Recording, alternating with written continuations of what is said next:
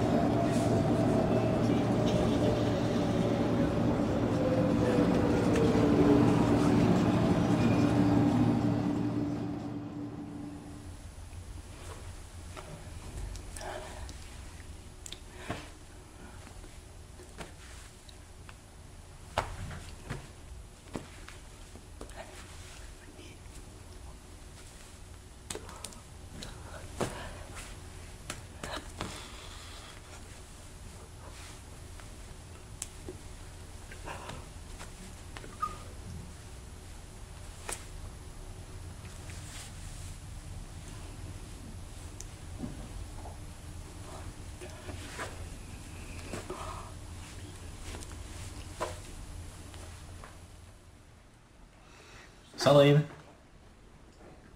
Sandrine, attention, il y a une surprise. T'es prêt? Joyeux anniversaire. Joyeux anniversaire. Joyeux anniversaire, Sandrine. Joyeux anniversaire. Ouais, regarde, attends, elle regarde. Ah, vas-y. 1, 2, 3. Ouais, génial, bravo.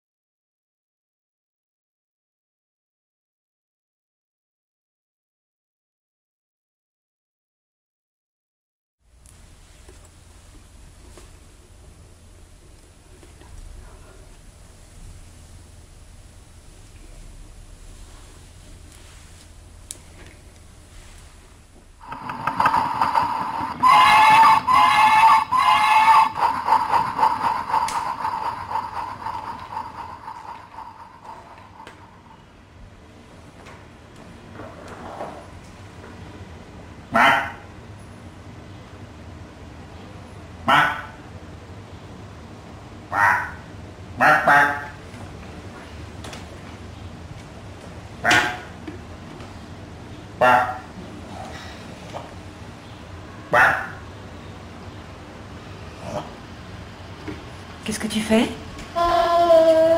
Je sais pas, elle aime bien quand je fais les grenouilles. C'est vrai.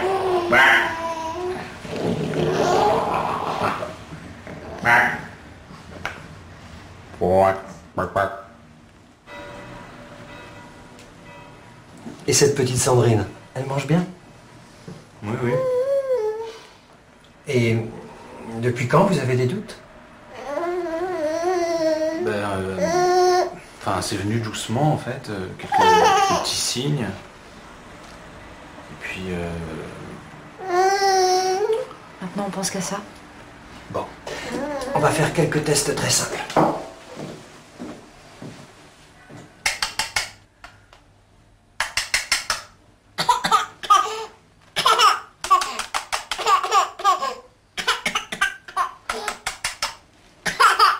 Eh ben, vous voyez, tout est normal. Bon, pour toute sécurité, on va faire des tests un peu plus approfondis, d'accord?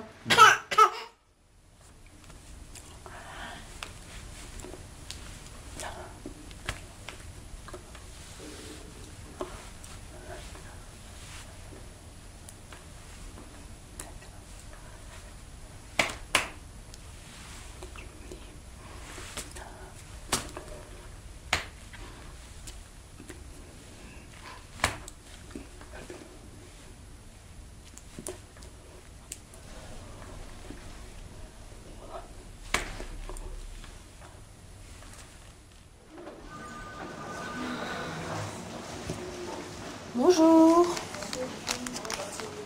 On vient faire le test auditif, mais vous pouvez rester, il n'y a pas de souci. Qu'on va mettre. Celle-ci, ils n'aiment pas généralement. Sur le front, ça gêne.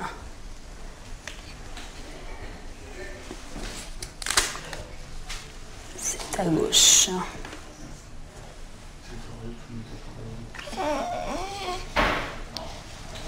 Voilà ma puce. Attends, tu bouges pas. Oh non, non, non, non, non. Oh, non, non. Bon, des fois, quand on colle, il rouspète un petit peu, mais après, on va attendre qu'elle se calme. Hein. De toute façon, il n'y a pas de souci. Voilà, donc là, en regardant sur l'écran, on voit le test a commencé au niveau de l'oreille gauche. Hein. Ça va augmenter tout doucement. Hein. Et à la fin, l'appareil me dit c'est ok, c'est bon. Est-ce qu'il y a des antécédents de surdité dans la famille? Mon mari. Les apports des appareils. Ok. Les apports aux ordi, les apports des appareils. Et ben, vous voyez, c'est important de faire ok.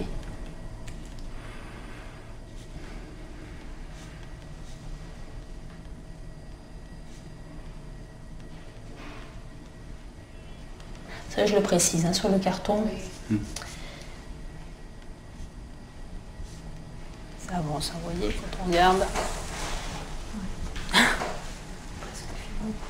Ça se fait depuis 1 an et demi, 2 ans. C'est un test qui est très fiable, mais bon. Mais c'est bien, hein. Bah oui, surtout quand il y a des antécédents. Oui, si. Donc nous, on fait un premier test. Bon, si c'est bon, c'est marqué dans son carnet de santé, c'est tout. Si on a du mal à le faire, on en refait un deuxième. Et après, bon, on les embête pas plus longtemps. Après, s'il y a un souci, on prend un rendez-vous avec le centre de dépistage, hein, où les parents sont pris en charge très vite. S'il y avait un souci. Mais très souvent, il n'y a pas grand-chose. Je pense que la manière dont le dépistage a été organisé actuellement conduit effectivement dans cette logique-là à penser que la surdité est une maladie qui se soigne et qui se guérit. D'ailleurs, ce dépistage se fait au même moment que en maternité, qu'au moment où on dépiste des maladies pour lesquelles un traitement très rapide est important pour l'enfant, par exemple la phénylcétonurie. On sait que c'est une maladie très grave, mais lorsque cette maladie est dépistée dès la naissance, on adapte le traitement de l'enfant et l'enfant va se développer normalement, alors que si on ne le dépiste pas précocement, il va devenir très très lourdement handicapé. Donc il y a un intérêt vital à dépister la phénylcétonurie, par exemple, dès le jour 2 ou 3 de vie. La surdité, c'est d'un autre ordre. Et donc, il n'y a pas d'urgence à la dépister comme ça. Après le dépistage, il y a la confirmation diagnostique de la surdité qui se fait par des tests ORL. Et puis, il y a l'annonce du diagnostic de surdité sûr. Bon. Alors, moi, ce n'est pas mon métier d'annoncer la surdité. Mais je sais par ce qui m'est raconté, par toute une série de personnes qui témoignent de cela, que ce qui est dit à ce moment-là, ce n'est jamais votre enfant est sourd. C'est votre enfant a un problème auditif et on va pouvoir l'aider parce que maintenant la médecine a fait de grands progrès et avec l'implant on va l'aider. Et les parents qui sont dans un premier temps extrêmement confiants par rapport aux professionnels médicaux sont très réceptifs par rapport à ce discours-là, qui est le discours qu'ils souhaitent entendre, puisqu'ils ont un enfant, on leur dit qu'il est sourd, et puis le discours médical consiste à dire on va le soigner, la surdité va disparaître. Donc ils sont très réceptifs à ça, ils sont très contents de ça.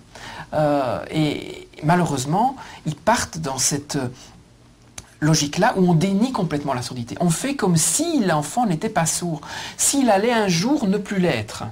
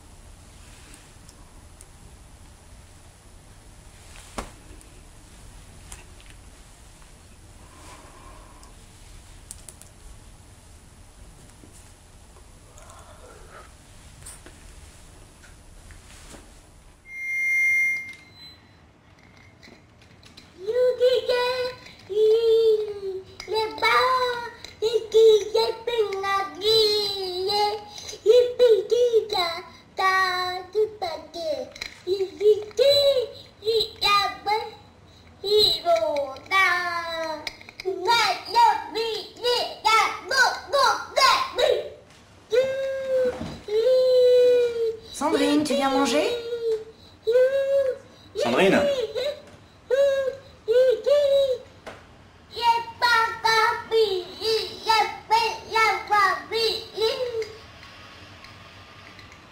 Tu viens, Sandrine? Tu viens?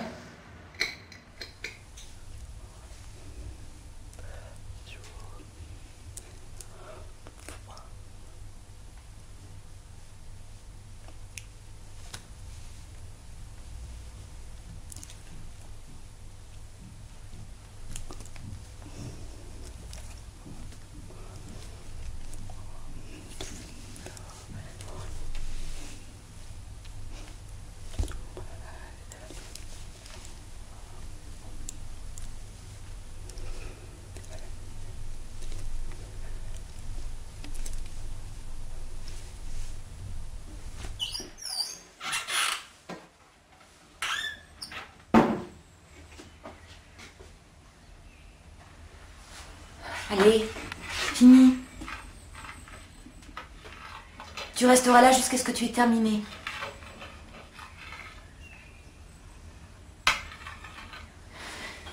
t'entends, Sandrine? Maman n'est pas contente. Allez, fini. Tu termines toute ton assiette.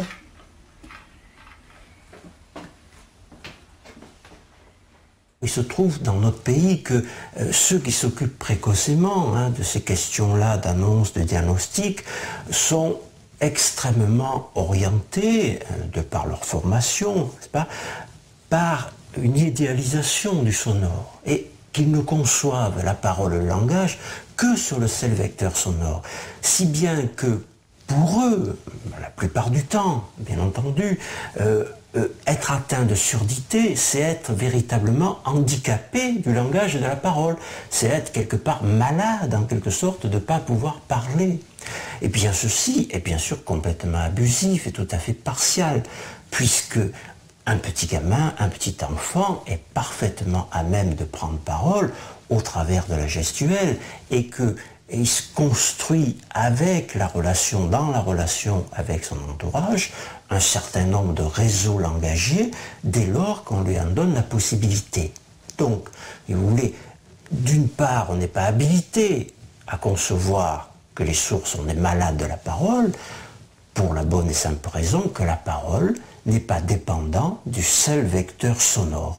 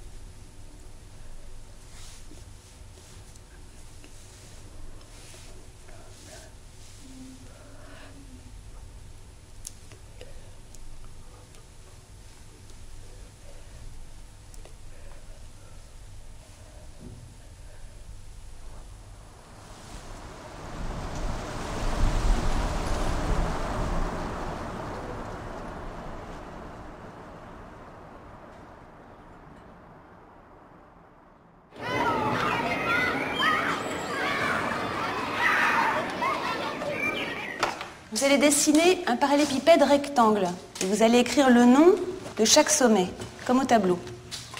Attention, il y a un sommet caché, on va l'appeler H. Vous savez qu'il s'agit d'un parallélépipède. Réfléchissez bien. Quand vous aurez fini de dessiner, vous allez répondre à la première question. Quelle est la forme des faces? Vous savez qu'il s'agit d'un parallélépipède.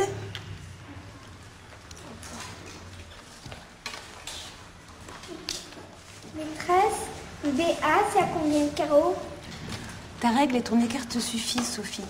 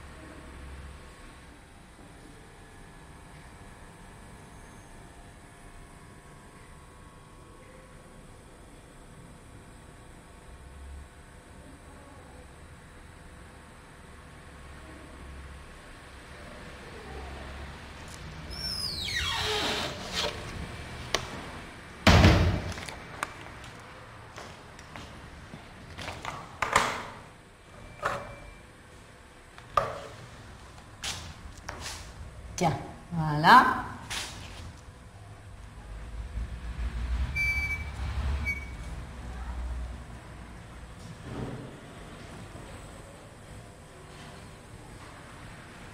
Ça va? Ça fait pas mal?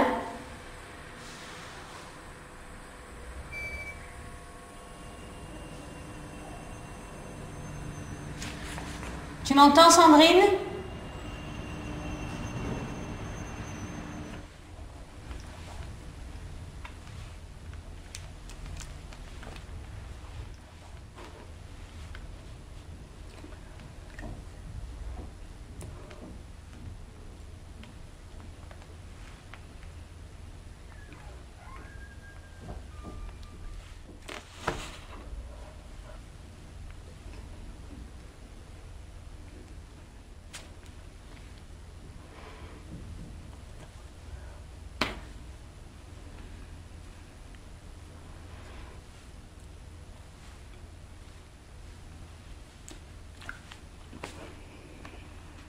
L'approche de la surdité de l'enfant vue comme un manque, à partir du diagnostic et de la représentation plutôt en creux et en négatif de ce que peut être la surdité, entraîne forcément l'idée d'un projet, alors ça peut être à l'école, en famille, dans la société, qui soit un projet à encourager la réhabilitation ou le rapprochement de la norme, entendre et parler. Et ça, c'est quelque chose qui dure depuis des siècles, sur lequel certaines s'obstinent pour X raisons. Il y a peut-être des motivations très profondes de l'ordre du religieux pendant une période.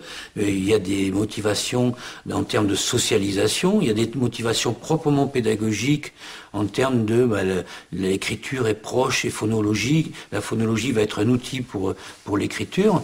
Et puis mon enfant sera comme les autres. Il y a quelque chose de l'ordre du regard de la société. Cette dynamique-là qui se met en place, bien entendu, va être offerte aux parents. On va leur offrir en quelque sorte ce traitement par le son. Et ils vont souvent, certains vont parvenir à relativiser ceci, mais enfin, souvent certains vont penser très tôt que c'est vers ça qu'il faut aller, et du coup, tout ce qui va être proposé ensuite comme formule intégrative, individuelle, dans les milieux où n'existent pas les langues signées, vont être préférés par les parents.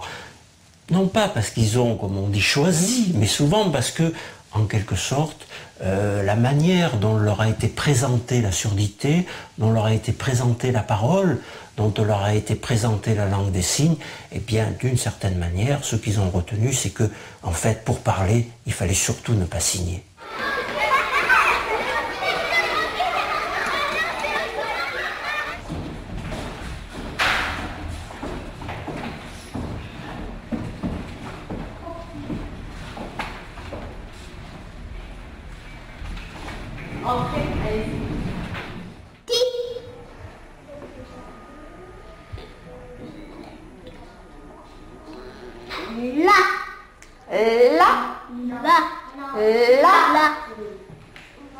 Est-ce que tu es d'accord, Maëlys?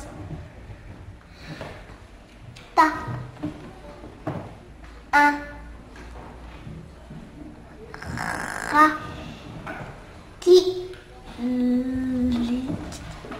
Ili. I. Oui, il.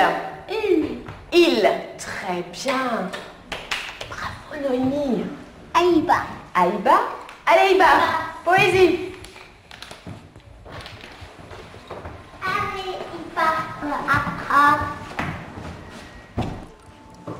L'automne.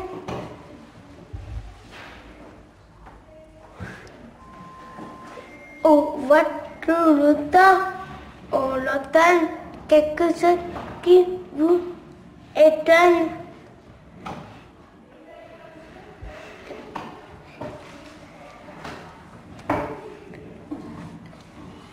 C'est une branche tout à coup qui s'enfuit dans votre cou. Le lame tout rouge.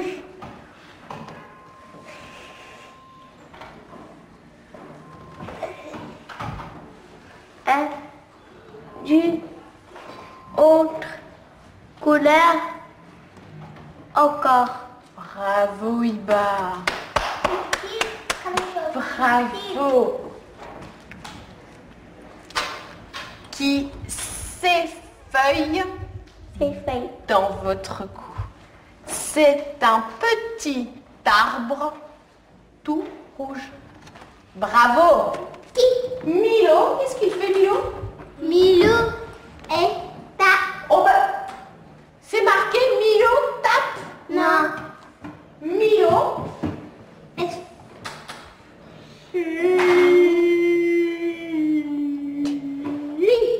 Lit. Qu'est-ce que ça veut dire? Milo lit.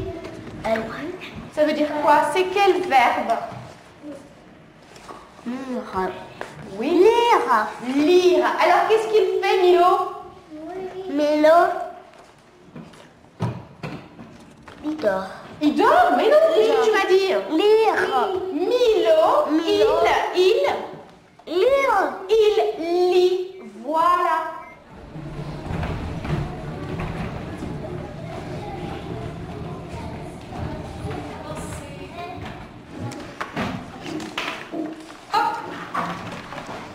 Alors, on a écrit bien gros. Il y en a qui écrivent encore un petit peu petit, hein, je voudrais un petit peu plus gros. Bah alors, Gériline, t'es fatiguée ce matin. Tu as bien regardé? Non. Baissez les ardoises, on va corriger. La réponse, c'était bien 34. Regarde. Voilà. Là. D'accord, Gériline? Hein? Attention, regarde bien la ligne et la colonne. Voilà. Une autre. Vous êtes prêts? Alors, je veux juste vérifier, sans écrire, juste en levant le doigt. Quel est le nombre qui va être ici? Martin. 39. Celui qui va être ici. 59. Celui qui va être avant celui-là. 52. Celui qui est après celui-là. Oui, Gériline. 44. Très bien. Celui qui est après...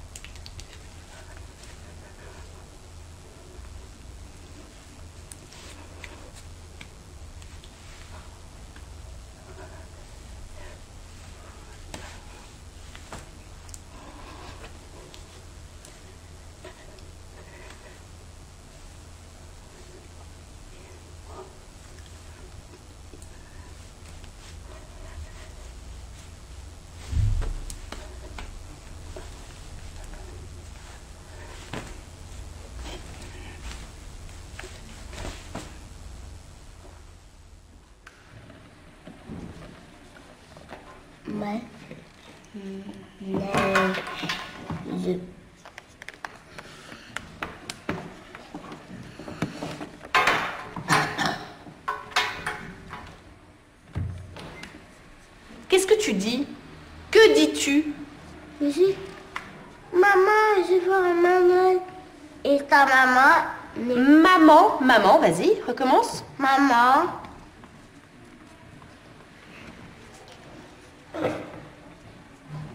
Toi, qu'est-ce que tu dis, toi, maman? Qu'est-ce que tu dis?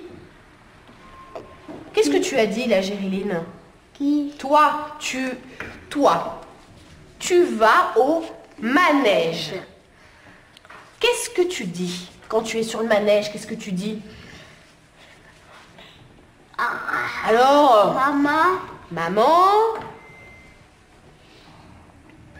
ne veut pas que la petite fille fasse des bêtises. Maman ne veut pas que la petite fille fasse des bêtises. D'accord, mais toi, quand tu es sur le manège, qu'est-ce que tu dis? Tu dis rien. Qu'est-ce que tu dis? Est-ce que je peux aller au manège? Est-ce que je peux aller au manège? Maman te dit, oui, vas-y. Qu'est-ce qu'elle dit, maman, alors? Non. Maman a dit non. Après, tu vas au manège. Non. Mais Alors. maintenant, on va en glace. Bah dis donc, tu as de la chance, hein. On va écrire un copier après. Alors, on va retourner s'asseoir. Regarde. Et je vous dis bravo. Bravo, bravo.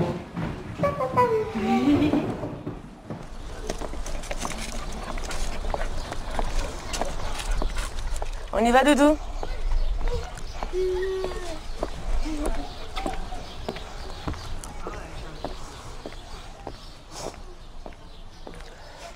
Tu vois, là, je suis contente, je suis fière de toi. C'est ça qu'il faut que tu m'emmènes aussi pour le français. Et pour le reste, hein. Que des très bien, moi, je veux, hein. Tu le sais, hein. D'abord, qu'est-ce que je t'ai dit? Cette année, il faut que tu sois la première, hein. Et rien d'autre. Ça sera peut-être c'est deux. Non, c'est pas peut-être, c'est sûr. Non, non, c'est sûr. Cette année, tu passes en CE2, c'est sûr. C'est pas sûr. Non, non, moi, je dis c'est sûr. T'as intérêt à passer en CE2, Géréline. Je t'ai dit, l'année dernière, il y a eu des conséquences, mais cette année, faut pas que tu redoubles, hein. C'est l'après de l'annonce, on va dire que ça a été plus dur pour moi. Quand j'étais avec ma fille, bon, le seul truc que je lui demandais, c'était pardon. Voilà, c'est la seule chose que je pouvais lui dire, c'était pardon. Pardon qu'elle soit sourde, pardon de lui avoir donné cette malformation. C'était ma seule faute, en fin de compte. Je la voyais comme une faute. On est beaucoup plus entendant qu'autre chose.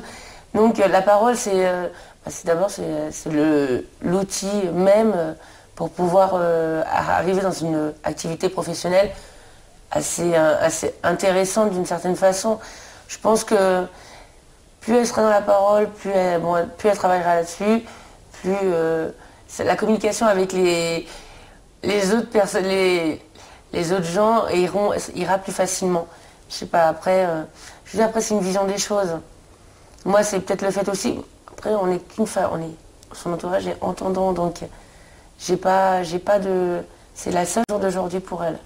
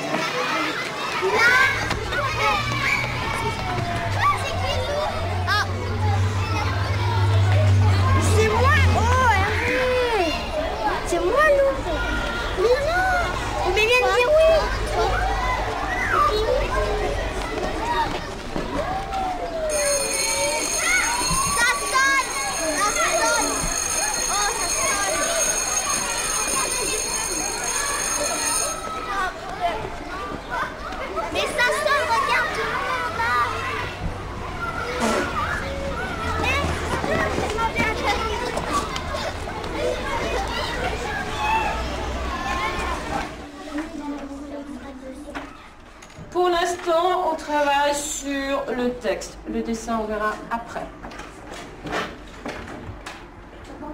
Maintenant, je veux le texte. Donc, vous réfléchissez. Vous avez ici des petites choses qu'on a retrouvées ce matin en y réfléchissant ensemble. Et vous écrivez. À mon avis, Do et Dido, vous n'êtes pas bien vraiment placés pour pouvoir travailler ensemble.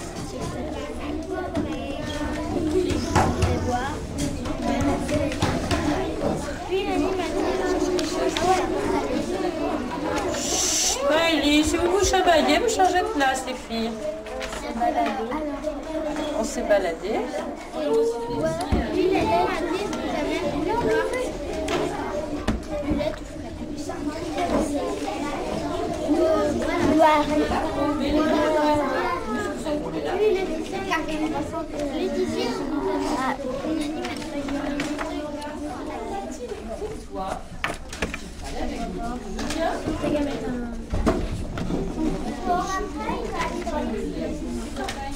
L'agneau et le personnel, le lapin.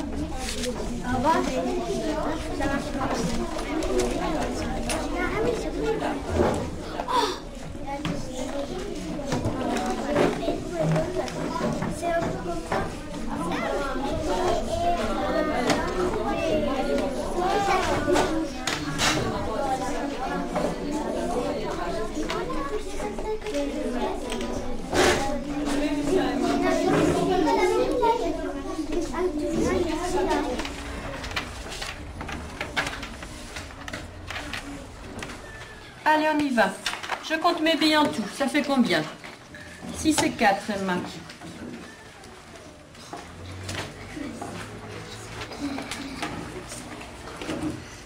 J'ai contre eux. Allez, Emma, on compte. Je compte mes billes. 6 plus 4. Alexis.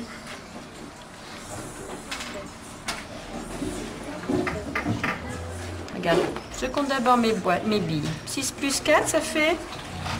Alors, on est d'accord? 45, 4 boîtes, 5 billes, plus 28, 2 boîtes et 8 billes. Alors, 5 et 8, comment je vais faire pour calculer? 5 et 8, ça fait combien? Gauthier, j'en fais quoi de mes 5?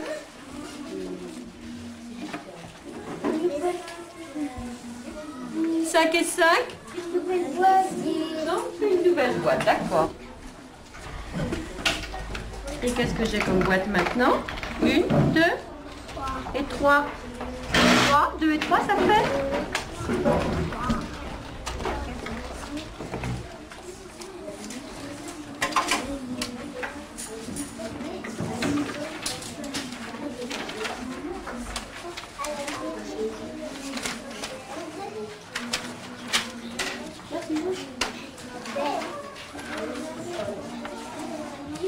D'accord. Ça y est, tout le monde a corrigé là, les CP?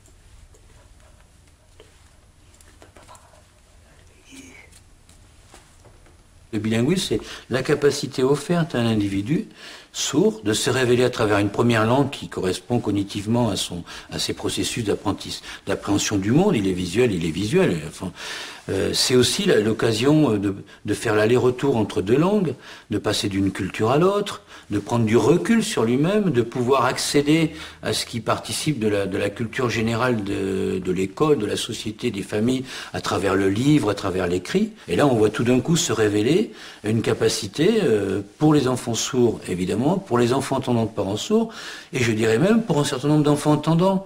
On voit dans les écoles, là où se pratique une immersion bilingue, on voit énormément d'enfants entendants qui ont envie et qui très vite apprennent la langue des signes. Parce qu'elle est, si on fouille un peu, elle est quand même un résidu de notre histoire humaine. D'un point de vue anthropologique, on est dans le geste humain.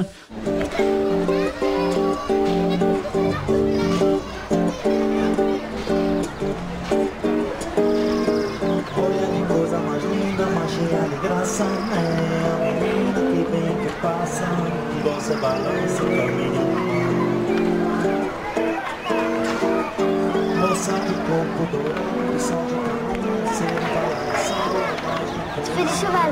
Ouais.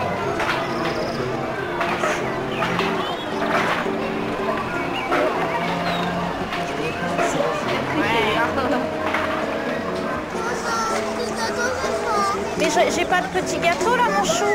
Attends, je vais te donner des sous. On va voir si tu peux t'acheter quelque chose avec ça.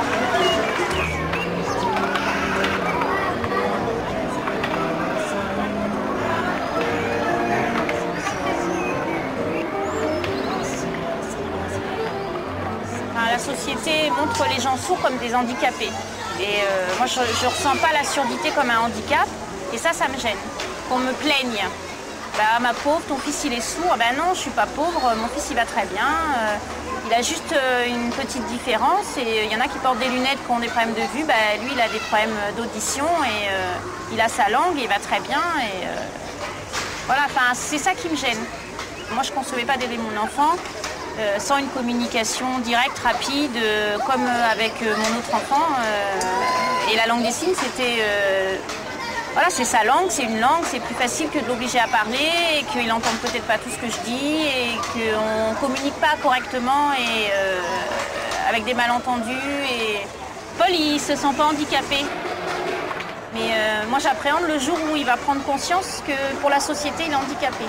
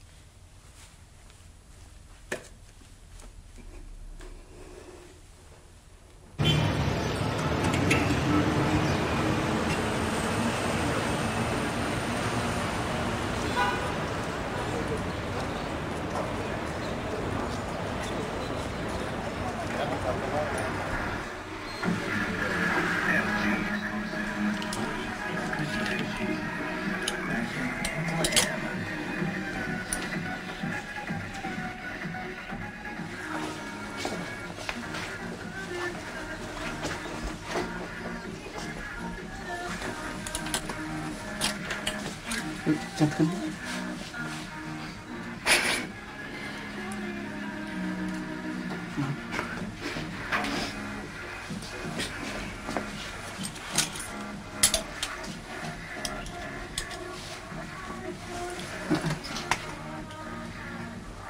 Non. S'il vous plaît.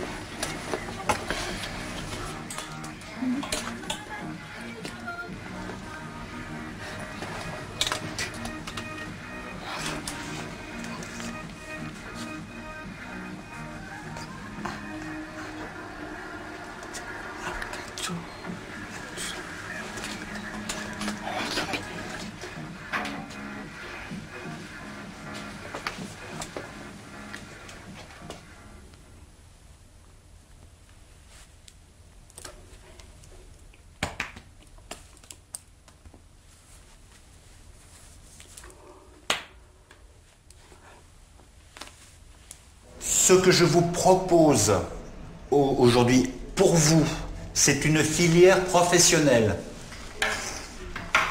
Filière professionnelle, d'accord? Tu veux faire quoi? Tu veux faire quoi? Je veux être l'ingénieur de la vie.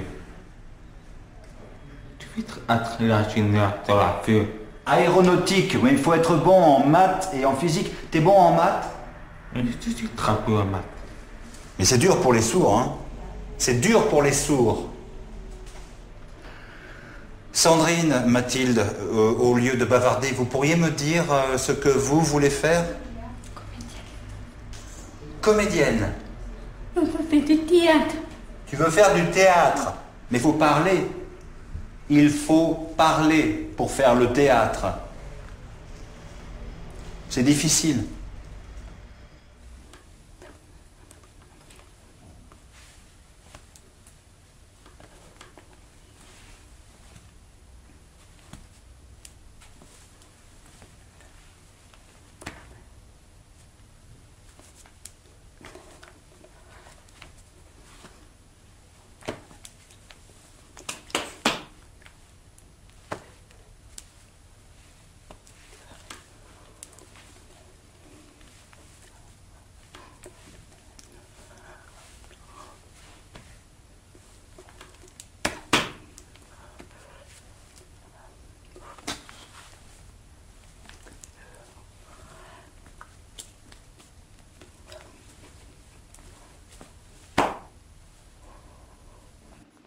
Ça se fait qu'il ne souffre pas d'imprécision. On est imprécis, on l'a vu hier, ça ne marche pas bien. Parce que aussi, entre la langue des signes et la parole, il faut qu'il y ait des moments où ce soit en même temps et des moments où ça s'écarte. Oui, il y a des rendez-vous. Il y a des rendez-vous. À l'intérieur, il y a des rendez-vous qui tombent pile en même temps. Et c'est ça qui est intéressant parce que ça permet au spectateur, lui, de se repérer dans la langue des signes. C'est-à-dire que la propre langue parlée, la langue orale, sert pratiquement pour un spectateur entendant de véhicule pour dire « Ah, mais ça veut dire ça !» Ils le disent comme ça. « Ah bon, ils le vivent comme ça, eux, alors que les autres le vivent différemment. » Vous voyez? Et c'est très important d'avoir cette différence parce que tout Nathalie Sarraute est là aussi. Et tu veux que l'on travaille... Oui, bon, ouais, on verra. Non, de toute façon, ce que je voulais dire, c'est que tu veux qu'on travaille d'abord la première partie avant l'arrivée des voisins. Oui, c'est important, oui.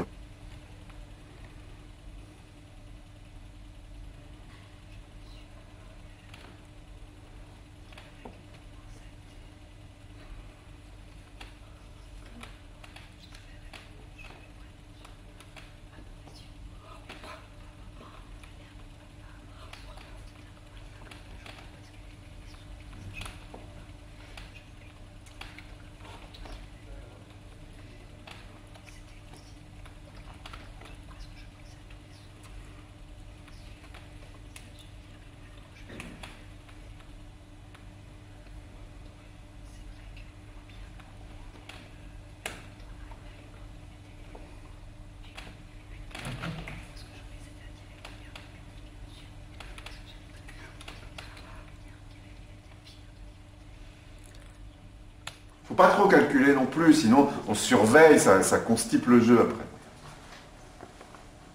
Hein, d'accord?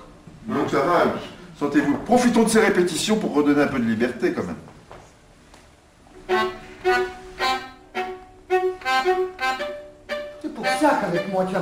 caution.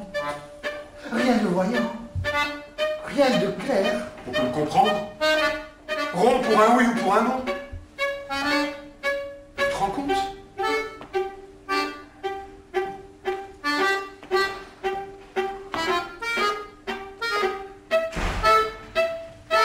Maintenant, ça me revient. Ça doit se savoir. Je l'avais déjà entendu dire. On m'avait dit de toi. Vous savez, c'est quelqu'un dont il faut se méfier. Il paraît très amical, affectueux, et puis paf! Pour un oui ou pour un non, on ne le revoit plus. J'étais indigné. J'ai essayé de te défendre. Et voilà que maintenant, avec moi, vraiment c'est le cas de le dire, pour un oui ou pour un non, parce que j'ai dit, c'est bien ça. Oh, pardon. Je ne l'ai pas prononcé comme il fallait.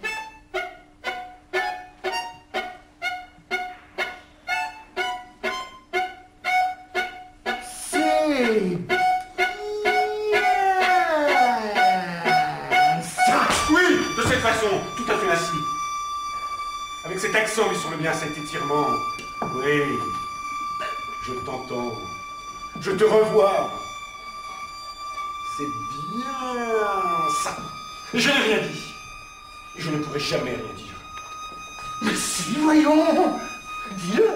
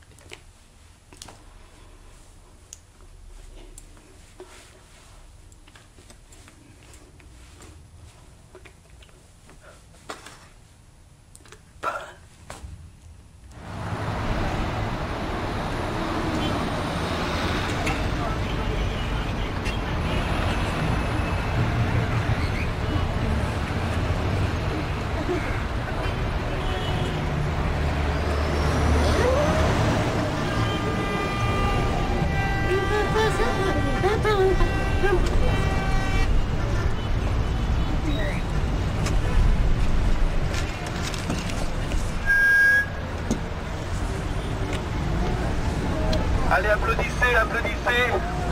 Que tout le monde lève les mains.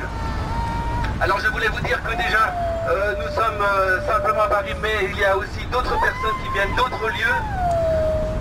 Les JMS se passent dans le monde entier. Reprenez avec nous tous ensemble les signes de la chanson de la JMS, Journée mondiale des sourds. Aujourd'hui, c'est une belle journée. Sentez les vibrations et changeons. Enivrons-nous toute la journée, toute la nuit durant. Allez, venez. La Fédération mondiale des sourds a été la première à lancer la Journée mondiale des sourds en 1958. La journée a été modifiée plus tard en semaine, la Semaine mondiale des sourds. Elle se tient annuellement la dernière semaine du mois de septembre. Et la semaine culmine le dimanche avec la Journée internationale des sourds. Aujourd'hui, la FMS est reconnue par l'Organisation des Nations Unies comme une association internationale non